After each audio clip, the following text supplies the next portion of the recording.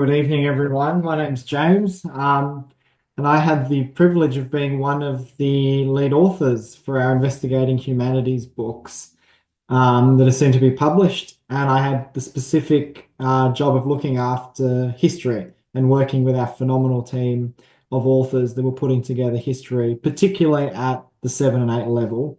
So I know you've all seen extensively VC 2.0, so I'm not going to spend a lot of time on picking apart what all the changes are, but you'll be aware that there's new options, there's merged topics, there's topics that have been revamped a bit, and also the reduction in the number of topics you must study. I think also there's a renewed focus on perspectives in historical knowledge content descriptors, and that's something that we've kept in mind as our authors have written the different chapters. So you know what 7 and 8 looks like. Obviously, the overviews are new to the Victorian curriculum, and I'll show you a bit later how we've incorporated them into our books. The Aboriginal and Torres Strait Islander people's knowledge and understandings is a slightly revamped unit from the original Victorian curriculum. Obviously, the change in ancient societies is that there's only the requirement to study at least one of Egypt, Rome, Greece, China, India. As a history enthusiast, I do hope that people are able to study more within their time frames, but for some schools with limited time, this will let them go a bit more in depth in a topic instead of skirting over a couple really, really briefly. Then I guess we've got the traditional year 8 topics. Obviously, the banning occurs, but there are topics that tend to fall at 7 and 8, working through chronologically. Europe and the modern world, with lots of familiar topics there. Also, a new one, emergence of the modern world in Europe, and Asia and the Pacific. So, again, with what has traditionally occurred at year 8, there's a consolidation. So the same topics are still there, but there's just a consolidation in what must be taught at those levels. At 9 and 10, I think one of the really interesting things is the merging of World War I and World War II into a unified topic. And it's also going to be really interesting to see how schools unpack this and teach this topic. I think my feeling is most will continue to split it with World War One at 9 and World War Two at 10. But obviously, there's considerable scope in the way that this unit is run. And I'll talk about later how we've tried to cater for whatever direction your school might be going in. I think with a banded curriculum at 9 and 10, it can sometimes be tricky to work out what people are going to do at different levels. And some of the revamp here has certainly made that the case. The Industrial Revolution topic being absorbed into the overview. And then we've got a few more options under that Investigation Asia. And interestingly, Investigation Australia topic being an either or option. So looking at Investigation Australia or one of the globalizing world options there. Within the skills, concepts and skills strand, I think we've seen a closer alignment to the Australian curriculum with the addition of that communicating strand. So obviously those of you familiar with, the historical thinking concepts, literature and research, you're aware that that's not one of them, but obviously communicating is an important skill and kind of inherent in pretty much everything we do in class.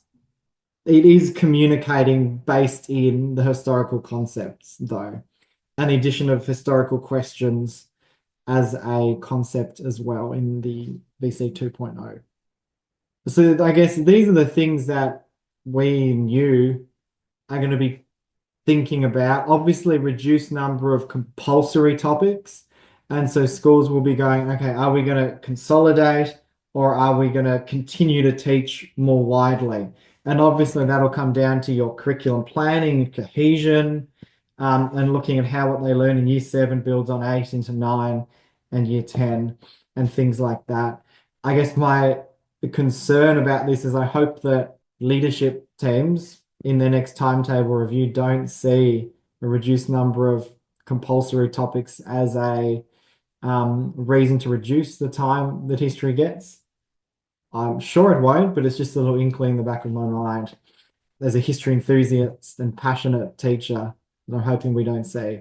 You're going to be working on updating units, maybe creating units. A new curriculum can spur a decision to look at what you're doing and work out whether it is the best pathway for your students.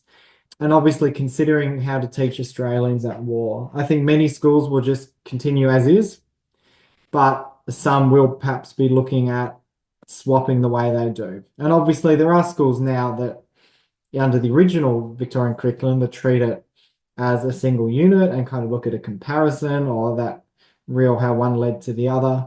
But the overwhelming majority currently look at one and two separately. So obviously we have the overviews now being new in the Victorian Curriculum 2.0, and we have quite detailed overview chapters, which I think sets us apart to some other publishers. We think the overviews do provide some really useful context. And so we've provided a lot of detail, so it's there if you want to use it. We know some teachers will be very brief with the overview. Others will go into a lot more detail. So we've given you info and activities and the same source or working with source opportunities in our other lessons within our overviews. So you can pick and choose what works for your school. We know that the overviews are leveled. So we've kind of broken them in half according to the chronological events. So in the 7-8 overview, the half of that most relevant to the ancient world is in the Year 7 book. The half relevant to the kind of medieval world is in that Year 8 book. Super flexible. Our Aboriginal and Torres Strait Islander people's knowledge and understandings, deep time to the modern era chapter, something all of our Year 7s will study, is a really, really interesting chapter. It's a really thorough and well-written chapter, and I think it'll give people a lot of confidence about what they're teaching. I think it's important to remember that while it is, Year 7, ancient world, we really stress the fact that these cultural practices remain ongoing. And we're not studying a culture that's finished, but a culture that has been ongoing for such a significant period of time in our country. And of course, we've worked with a range of First Nations and non-Indigenous educators from around Australia to make this happen. Lastly, I'll just wrap up with Australians at war. So we know that the merging into the one overarching topic might change the way some people do it. And so we want to give you maximum flexibility. So we've maintained the World War One chapter in print in Year 9 and the World War Two and the Holocaust chapter in Year 10 with access to the other one in digital form as well. So in Year 9, you'll have access to Year 10 and Holocaust chapters in digital form. And at Year 10, you'll have access to World War One. The other thing is we've got the whole chapter on the Holocaust. So not just a page or a spread, but a really thorough, significant, well-researched chapter, which includes testimony from some of the Melbourne-based survivors, who some of you may have met at the Holocaust Museum. Rich primary sources, a really interesting chapter that emphasizes the importance of the Holocaust as a historical event.